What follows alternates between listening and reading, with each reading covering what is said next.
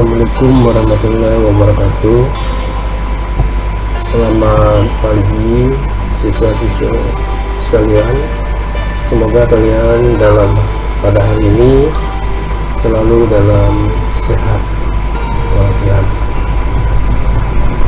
Baiklah, pada kesempatan ini Bapak akan menjelaskan materi fisika, yaitu tentang hakikat ilmu fisika dan prosedur ilmiah.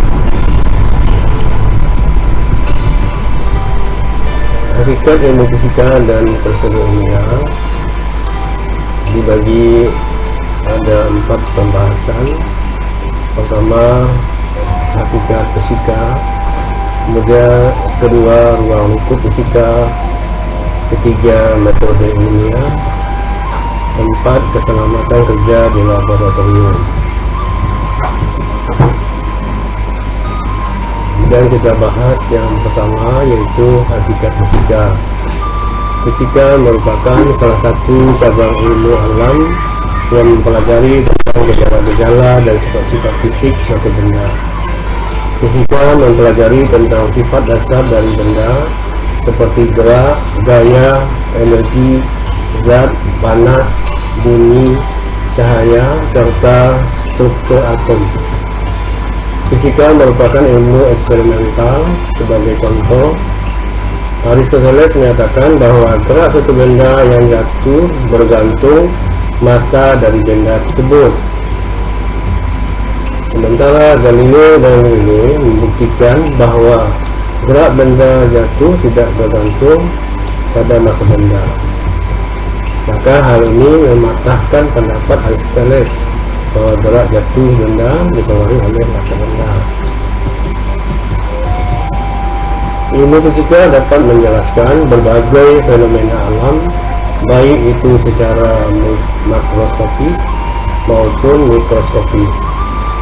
Fenomena-fenomena makroskopis dapat dijelaskan menggunakan hukum-hukum fisika klasik seperti karakteristik gerak benda, gravitasi, gerak planet, dan lain sebagainya. Fenomena-fenomena mikroskopik dapat dijelaskan dengan konsep-konsep fisika kuantum seperti karakteristik atom, radioaktivitas, gerak elektron, dan lain-lain.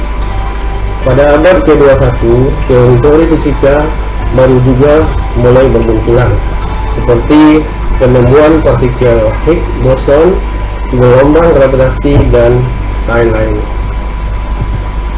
Hal ini menunjukkan bahwa ilmu fisika terus berkembang seiring perkembangan zaman dan teknologi. Dengan belajar fisika, kita dapat mengikuti perkembangan teknologi serta memahami konsep fisika yang digunakan pada teknologi tersebut. Kemudian bagian kedua, yaitu ruang lingkup fisika. Ruang lingkup fisika diantaranya ruang lingkup fisika yang pertama yaitu mekanika klasik. Mekanika klasik merupakan cabang dasar fisika yang membahas mengenai gerak benda dan gaya yang bekerja pada benda. Kemudian yang kedua adalah termodinamika. Termodinamika merupakan cabang dasar fisika yang membahas tentang kalor dan suhu serta hubungannya dengan usaha dan energi. Termodinamika juga membahas mengenai energi dalam, entropi, serta tekanan yang menggambarkan bentuk zat atau radiasi. Penerapan termodinamika banyak digunakan dalam berbagai topik sains dan teknik, khususnya kimia fisika, teknik kimia, dan teknik mesin. Dan yang ketiga, elektromagnetisme. Elektromagnetisme merupakan cabang dasar fisika yang membahas tentang medan listrik dan medan magnet serta hubungan keduanya. Elektromagnetisme mencakup beberapa cabang lain seperti elektrostatika yang membahas mengenai partikel bermuatan listrik diam, elektrodinamika yang membahas mengenai aliran muatan listrik atau elektron, magnetisme, dan induksi elektromagnetik. Kemudian yang keempat, mekanika kuantum. Mekanika kuantum merupakan cabang dasar fisika yang menggantikan mekanika klasik dalam pembahasan pada tataran atom dan subatom.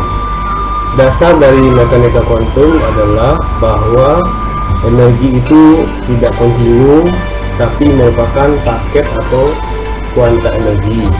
Konsep ini cukup revolusioner karena bertentangan dengan fisika klasik yang berasumsi bahwa energi itu berkesinambungan.